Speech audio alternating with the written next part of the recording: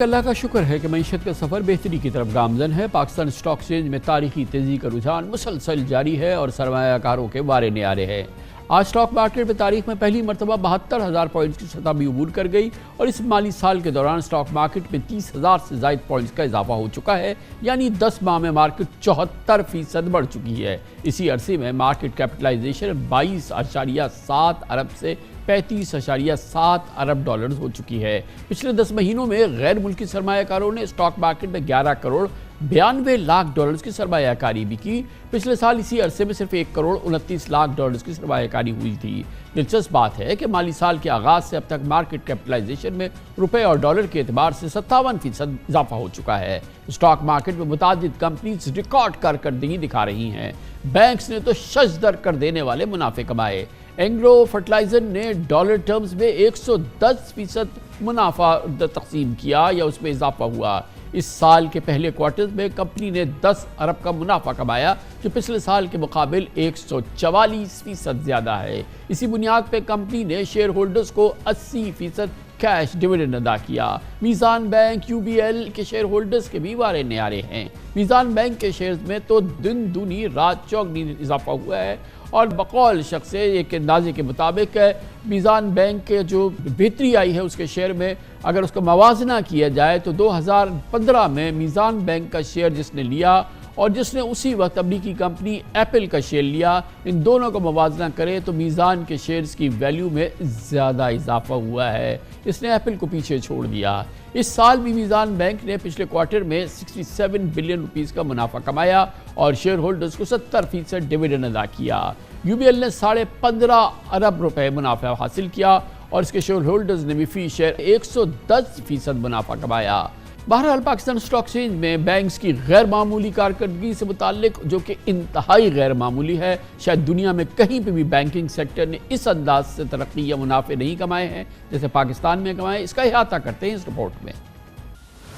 Stock market की गैर मामूली कारकर्दगी की एक और वजह बताई जा रही है कि मॉनेटरी पॉलिसी जो कि स्टेट बैंक की अब होने वाली है उसमें शरह सूद में कमी का इम्कान है, जो इस वक्त तारीख की बुलंद तरीन 22% की सतह पर है। दूसरी जानिब वज़ीर ख़ज़ाना मोहम्मद औरंगज़ेब कहते हैं कि IMF का वक्त अगले माह पाकिस्तान आएगा और मुज़ाकरात के बाद जुलाई तक IMF से अगला प्रोग्राम फाइनल भी हो जाएगा। इन दोनों वजूहात ने भी स्टॉक मार्केट को 72,000 की सतह पार करने में बहुत अहम किरदार अदा किया है। इस मौजूद में मज़बूत बात करते हैं। हमारे साथ मौजूद हैं जनाब Mohammad Suhail, chief executive officer top line securities. बहुत बहुत शुक्रिया सुहेल साहब। ये बताइएगा कि जो पाकिस्तान स्टॉक एक्सचेंज है, बहरहाल जो इन्वेस्टर्स के इस वक्त अक्रॉस द बोर्ड हमें वारे न्यारे नज़र आ रहे हैं, शायद ये 2016-2017 के बाद पहली बार एक ऐसा मौसम आया है कि जिसमें कि स्टॉक मार्केट में एक्सूबरेंस है, एक्साइटमेंट है और वो सस्टेन्ड एक्सूबरेंस और एक्साइटमेंट और ऑब्वियसली बेपनाह लोगों को मुनाफे हो रहे हैं, फ़ायदे हो रहे हैं।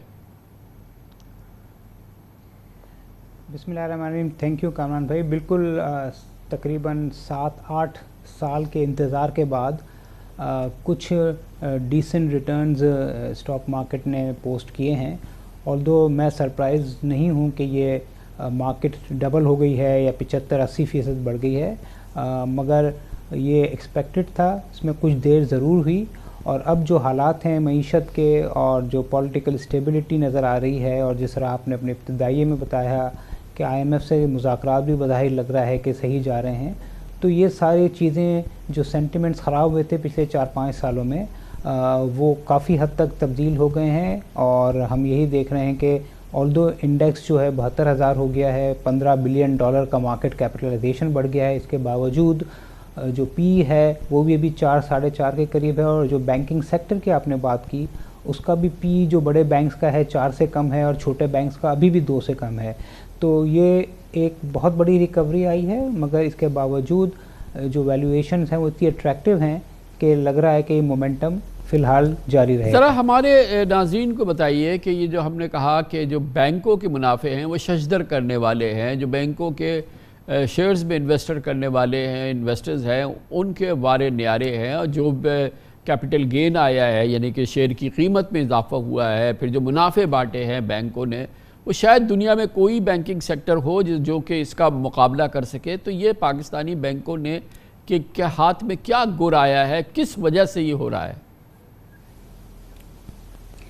कामरान भाई देखिए, सबसे इम्पोर्टेंट बात तो ये है कि जिस इकोनॉमी में डिप्रेशन हो, जहाँ पे इन्फ्लेशन 25-30% हो, जीडीपी बढ़ नहीं रही हो, इंडस्ट्रियल सेक्टर ग्रो नहीं कर रहा हो, वहाँ पर नॉर्मली बैंक तो लॉसेस होते हैं, चाहे जिसको हम प्रोविजनिंग कहते हैं या बैड लोन्स होते हैं, क्योंकि जो सरमायाकार है जिन्होंने बोरो किया होता है बैंक से, वो डिफ़ॉल्ट हो जाते हैं। मगर अल्हम्दुलिल्लाह पाकिस्तान में पिछले 20-25 साल से स्टेट बैंक ने बहुत ही अच्छा काम किया है रेगुलेट करने का, और फाइनेंशियल डिस्ट्रेस के बावजूद, इकोनॉमिक इश्यूज़ के बावजूद बैंकिंग सेक्टर जो है वो फाइनेंशियली बड़ा स्ट्रॉन्ग रहा।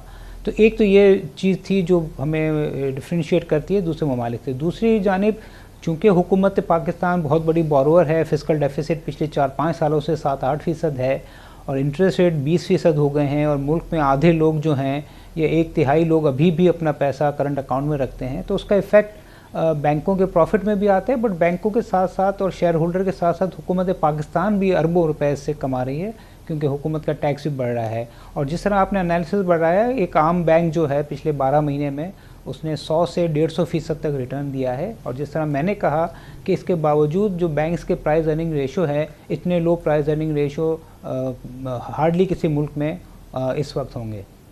एक और चीज़ जो कि जिसका हमने जिक्र भी किया और आपकी रिसर्च में भी बात थी कि सिर्फ बैंक नहीं है, दूसरे सेक्टर में भी बड़ी ज़बरदस्त एग्जिबरेंस है। अब आपने एग्रो फर्टिलाइज़र के बारे में बताया कि जिसने एग्रो फर्टिलाइज़र के शेयर ख़रीदा तो उसको डॉलराइज 110% रिटर्न मिल गया है, डॉलर टर्म में भी अगर लगाए पिछले 1 साल के दौरान। और जैसे कि अभी हमने अर्ज़ किया कि 10 साल पहले अगर किसी ने मीज़ान बैंक का ख़रीदा शेयर पाकिस्तान में, या एप्पल का ख़रीद लिया उसने कहीं पर भी, तो उसमें भी जो है वो मीज़ान बैंक जो है वो एप्पल के शेयर्स के जो इन्वेस्टर है उससे आगे नज़र आता है। ये तो मोस्ट एक्स्ट्रॉर्डनरी एग्जांपल्स हैं जो कि हम कर रहे हैं। 110% डॉलराइज रिटर्न जो है, और फिर इस किस्म का की जो गेन है, ये बहुत ही एक्सेप्शनल है। तो ये फॉरेन इन्वेस्टर को कब अट्रैक्ट करेगी, उस लेवल पे अट्रैक्शन? मुझे मालूम है कि पिछले चंद हफ्तों के दौरान बहुत सिग्निफिकेंट इंटरेस्ट आया है, लेकिन उस लेवल की अट्रैक्शन कब हम देखेंगे? देखिए कामरान साहब, बस स्टॉक एक्सचेंज में जो लिस्टेड कंपनीज़ है उसमें 3 सेक्टर जो का दारोमदार शायद डायरेक्ट इकोनॉमी से नहीं होता है, इसलिए एक आम आदमी को ये कन्विंस करना मुश्किल होता है कि प्रॉफिट्स बढ़ रहा है, जिसमें बैंक्स का हमने जिक्र कर लिया। ऑयल एंड गैस जो है वो एनर्जी की प्राइजेस से, तेल की प्राइजेस से लिंक्ड होता है। और फर्टिलाइज़र भी जो है उसका बहुत ज़्यादा डायनामिक्स इकोनॉमी से साथ नहीं चलते, क्योंकि ये एग्रीकल्चर और रूरल इकोनॉमी के साथ होता है। और आपको पता है पिछले 1-1.5 साल में रूरल इकोनॉमी काफ़ी अच्छा परफॉर्म कर रही है। राइस की, वीट की, कॉटन की पैदावार काफ़ी अच्छी हुई है।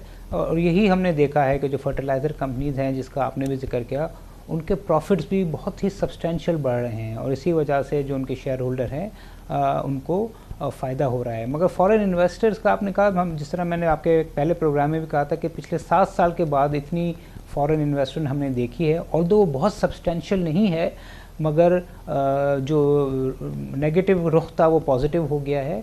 और हमें जो क्वेरीज़ आ रही हैं और जो इंटरेस्ट आ रहा है, उससे लग रहा है कि ये जो IMF का लॉन्ग टर्म प्लान हो जाएगा तो मज़ीद इंटरेस्ट आएगा, क्योंकि अभी भी कुछ खदशात हैं कि अगर इस प्रोग्राम में अगर डिले हुआ या ये प्रोग्राम नहीं हो सका तो पाकिस्तान की करेंसी पे इफ़ेक्ट आएगा, जिसके चांसेस कम हैं। मगर जब ये क्लैरिटी आ जाएगी तो होपफुली मुझे लगता है कि एक डिसेंट फ्लोज़ फॉरेनर्स के जो आ रहे हैं वो मज़ीद आएंगे। तो ये जिस किस्म की हमने सर्च देखी है इंडेक्स में, और फिर ज़ाहिर है कि इंडेक्स में उसके साथ जिस परसेंटेज पॉइंट में जिस तरह से कोई 100% इजाफा हो गया है, इन तमाम कैफियत में दुनिया भर में तो ये देखा गया है कि स्टॉक मार्केट्स में फिर कोई करेक्शन आती है। और फिर एक करेक्शन जो है, तो क्या आपके क्या अंदाज़ा है कि क्या ये वो माहौल है जिसमें कि अब एक कोई करेक्शन आप एक्सपेक्ट कर सकते हैं? मगर के बहरहाल खबरें ये हैं कि इन्फ्लेशन कम हो रहा है, इंटरेस्ट रेट कट सकता है, फिर ये IMF का प्रोग्राम हमारे पास आने वाला है, इसमें तो हम देखेंगे। अंदाज़ा तो ये होना चाहिए कि इससे सर्ज ये जारी रहेगी। देखिए, करेक्शन आती रहती हैं, और हो सकता है कि शायद आने वाली मॉनेटरी पॉलिसी मीटिंग में अगर इंटरेस्ट रेट नहीं कटे तो शायद करेक्शन आ जाए। इसके अलावा भी अगर कोई IMF की ऐसी कंडीशन आ गई जिसको हुकूमत को, आवाम को पास ऑन करने में दुश्वारी हुई तो भी करेक्शन आ गई। मगर ये बुल रन है और वैल्यूएशन इतनी अट्रैक्टिव है कि अगर जहाँ पे मार्केट 3000 पॉइंट बढ़ती है तो वहाँ पे 1000-1500 पॉइंट करेक्ट भी हो सकती है। तो करेक्शन ज़रूर आएगी, मगर कोई इतनी सब्सटेंशियल करेक्शन नहीं आएगी कि इन्वेस्टर्स का कॉन्फिडेंस शेक हो। ओवरऑल जो ट्रेंड है वो वैल्यूएशंस को देखते हुए और आने वाले IMF के प्रोग्राम को देखते हुए पॉजिटिव ही लग रहा है। बहुत बहुत शुक्रिया जनाब मोहम्मद सुहेल हमारे साथ मौजूद है। कमर्शियल ब्रेक, उसके बाद सियासत के मैदान की भी खबर ले लेते हैं, जहाँ पर पाकिस्तान मुस्लिम लीग नून इलेक्शन के जो भी नताइज रहे हों, जितना भी मुतनाज़ रहा हो, बहरहाल उसको इक़्तिदार मिल गया है पंजाब में भी और सेंटर में भी, मगर उसके बावजूद पार्टी अंदरूनी बेचैनी का शिकार नज़र आती है, सियासी तौर पर कमज़ोर नज़र आती है, फ़िलहाल लीडरलेस भी नज़र आती है। नवाज़ शरीफ साहब सदारत बाकायदा एक्टिवली लेने से कतराते नज़र आते हैं। अंदरून नून लीग का ये अहवाल हम आपको देंगे छोटे से वक्फे के बाद।